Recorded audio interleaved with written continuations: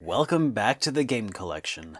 I am SuperDerek, and this is Kingdom Hearts 2.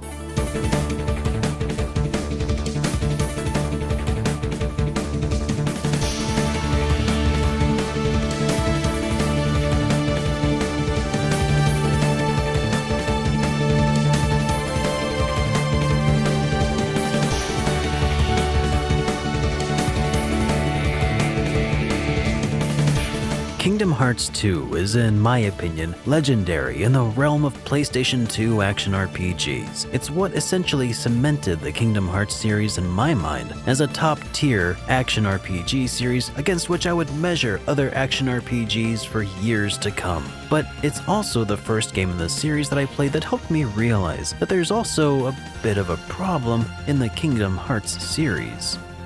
In Kingdom Hearts, the story picks up with our hero Roxas. Wait, what happened to Sora? Who's this Roxas guy? Well, whatever. The game starts up with our hero Roxas living out his life as an average adolescent enjoying his carefree summer vacation. This proves to be more difficult than expected between summer jobs, last-minute homework assignments, and oh yeah, a bunch of these silver nobodies all over the place causing mayhem. Well, to cut a long story short, after winning a struggle tournament, it's revealed that it was all basically a long tutorial for the real meat of the game, where you do play as Sora. But who was that Roxas kid and where did he come from? This is just one of many questions that Kingdom Hearts 2 raised for players like me who at the time didn't feel like playing a Game Boy Advance version of Kingdom Hearts or simply didn't have a Game Boy Advance on which to play. Sure, we all sort of know now, more or less, that there was a game that occurred between Kingdom Hearts 1 and 2 and that, for whatever reason, it was regarded as canon, but needless to say, it was simply one of many reasons that Kingdom Hearts has built up a name for itself as being hard to follow and confusing.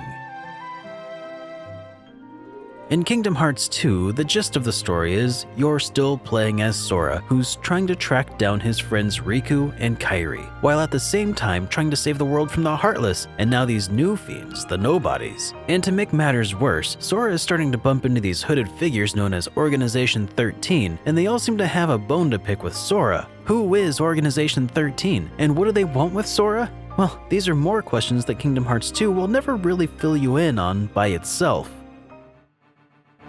In typical Kingdom Hearts fashion, Sora's journey will have you visiting Disney IP worlds both new and old as you bump into familiar face after familiar face. The best part in revisiting these worlds now is that because you've already mostly caught up on these movie stories from Kingdom Hearts 1, it feels like the writers were given more flexibility with the stories that they could tell, and the smaller stories were happier to tread off the beaten path. Surely at least a small portion of this is due to Disney seeing the success that was Kingdom Hearts 1 and deciding to loosen up the grips on the reins a little bit. Because of this, Kingdom Hearts 2 felt less predictable in nature since it covers new ground, and what's even cooler is that sometimes new stories would be unlocked as you progress through the game, so you might be able to see follow-up stories to your favorite areas later on. All in all, this is exactly the sort of incremental maturation I would hope to see in a sequel.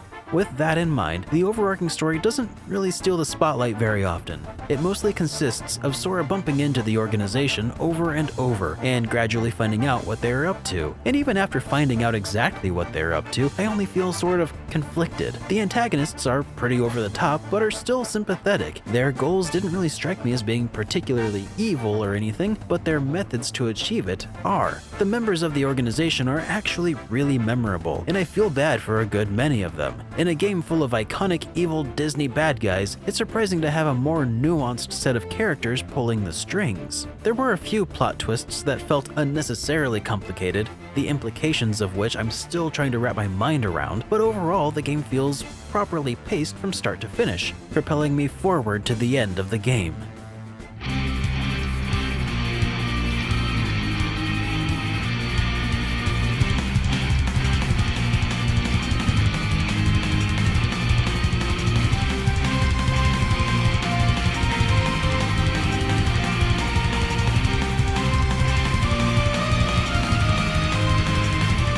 But if the storytelling of the game feels like it is matured, the gameplay feels more like riding on the back of a feral tiger. At first, the game might feel a little restrictive, but as you unlock new abilities, you discover that the combat is truly on another level. The game gives you these abilities slowly, and as you piece them together slowly one by one, you can start to incorporate them into your playstyle, and it's actually brilliant.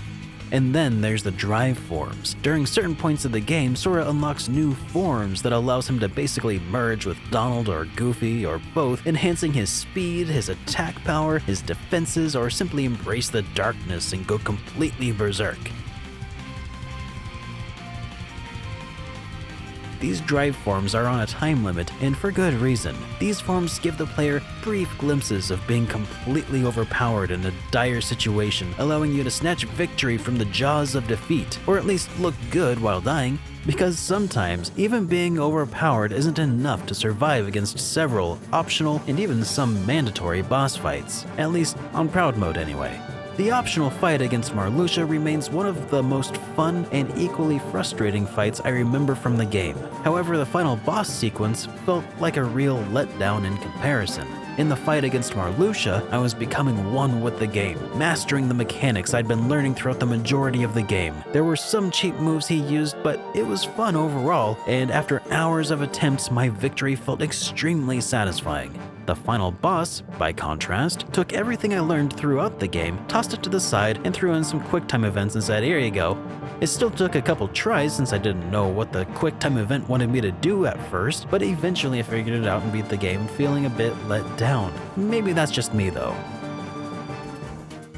The team at Square Enix played around with the way character progression works within Kingdom Hearts 2. Many skills that existed in Kingdom Hearts 1 don't just get handed to you like they did before. Now many abilities, including dodge roll, must be unlocked by leveling up those aforementioned drive forms. And that's all well and good, but the game didn't really do a great job of explaining this over the course of the game. Eventually I figured out what and how to get the skills I wanted, but I do feel like that held me back quite a bit from being able to fully enjoy the game.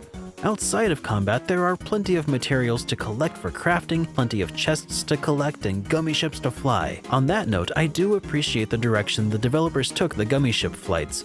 Though ship crafting felt way more constrictive, and so did the on-rails feeling of the fights. They changed a lot in the way that I can appreciate as being more spectacular, but I just can't help but prefer the gummy ship fights from the first game, and as such I ended up ignoring a lot of the optional goals available in space travel. In my review of Kingdom Hearts 1, I mentioned that the worlds overall felt good, though maybe a little small. Well, I'm here to let you know that the worlds in Kingdom Hearts 2 are another huge step forward. The maps are much larger and the worlds consist of more areas. There were fewer worlds that felt like cop-outs stylistically, though there were a couple of standout worlds that I enjoyed less than others. Atlantica is no longer a frustrating mess to play through since it's been relegated to a rhythm-based game, though the song choices could still be described as a frustrating mess, arguably.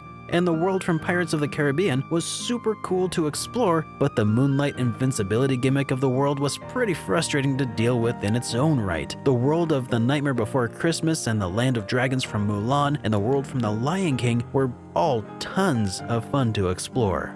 The visuals within Kingdom Hearts 2 were incrementally better than Kingdom Hearts on the PlayStation 2, though by today's standards, a lot of those differences are harder to notice on the HD remasters. Both of the games have held up really well over time, and the higher resolutions and frame rates suit them both very well. There were a handful of moments where low-resolution textures stood out, or maybe things looked noticeably low poly, but by and large, that's par for the course and didn't really hamper my enjoyment of the game.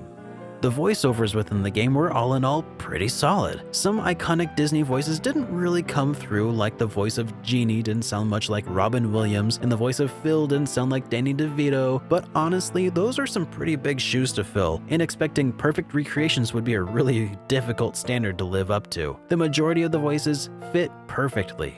Musically, the game was also another superb entry into the series. Again, with that in mind, there were a couple of stinkers that the player had to play along with in Atlantica, but otherwise the music from various other worlds and even during space travel were amazing.